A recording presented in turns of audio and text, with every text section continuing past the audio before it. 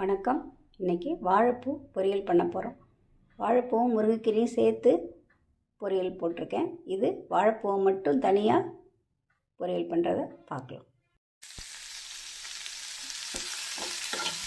ஒரு பாத்திரத்தில் கொஞ்சம் எண்ணெய் ஊற்றி கடுகு உளுத்தம்பருப்பு போட்டிருக்கேன். கொஞ்சம் வெங்காயம், பச்சை மிளகாய், ஒரு கைப்பிடி அளவு வெங்காயம் சேர்த்துருக்கேன். சின்ன வெங்காயம், பெரிய வெங்காயம் சேர்க்குறனாலும் சேர்த்துக்கலாம். காரம்லாம் அவங்கவுங்களுக்கு தேவையான அளவு சேர்த்துக்கலாம். நான் கொஞ்சம் தான் வாழைப்பூ வச்சுருக்கேன். ஒரு பச்சை மிளகாய் கட் பண்ணி போட்டிருக்கேன். இந்த வெங்காயம் கொஞ்சம் வதங்கி வரட்டும். வெங்காயம் நல்லா வதங்கிடுச்சு. நம்ம நறுக்கி வச்சுருக்கிற வாழைப்பூவையும் அதோடு சேர்த்து நல்லா வதக்கி விட்டுக்கலாம்.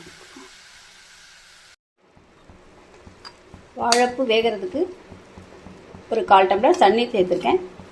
இந்த அளவு உப்பு சேர்த்துக்கலாம். இது கொஞ்சம் நல்லா வெந்து வரட்டும். வாழைப்பூ நல்லா வெந்துருச்சு. கொஞ்சம் தேங்காய் பூ போட்டு வதக்கிக்கலாம்.